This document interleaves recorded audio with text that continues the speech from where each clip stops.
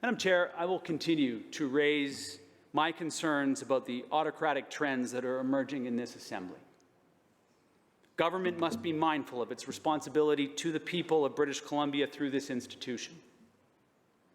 Confidence in our work in this chamber is founded in truth-telling, in the openness and transparency of those entrusted with the greatest amount of power and authority, in the respect those members of the government pay the accountability measures given the opposition to guard the public's interest in this democratic government.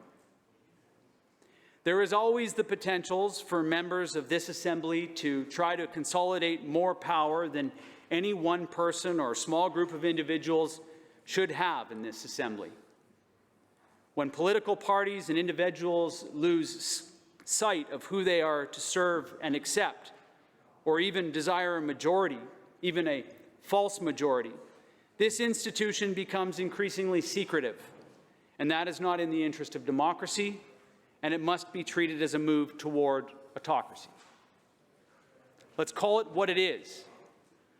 Any move towards autocracy is a selfish and self-interested act.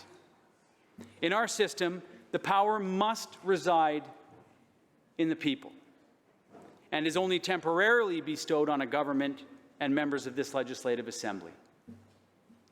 Budget 2022 is largely a status quo budget. Sure, there are investments, and sure, many of the investments are new, but every one of the BC NDP's budgets have featured flashy expenditures.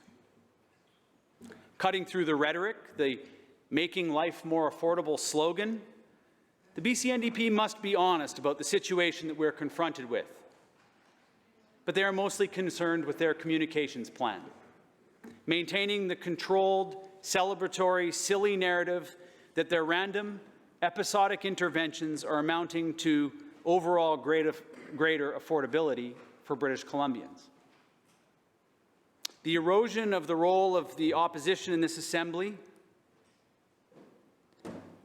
is deeply challenging, and we, as members of the opposition, must recenter ourselves around what our role is in holding the government accountable on behalf of all British Columbians.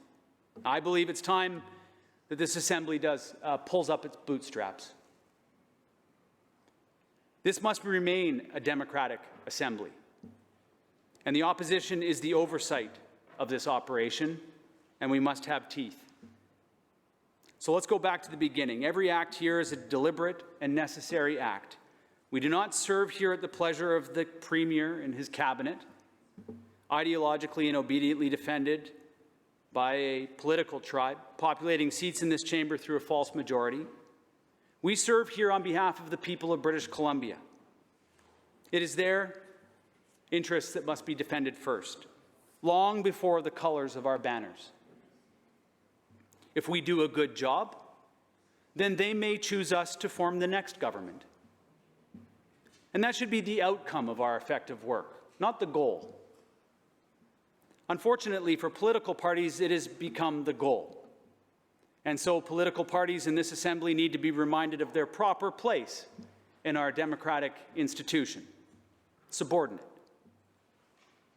Through the throne speech, the government should clearly articulate their vision and objectives. In the budget, we see how they are going to activate their vision by where they spend our money or our future money. They make their choices and priorities known. In the coming weeks, I and my colleagues in the opposition will engage in detailed debates and budget estimates in each minister with their priorities. I hope that the quality of their responses increases and the excessive time wasting decreases. So with that, I will take my seat, having completed yet another necessary step in the cycles of this governance institution. And I hope that with each one, I am improving the quality of our collective service to the people of British Columbia. Thank you.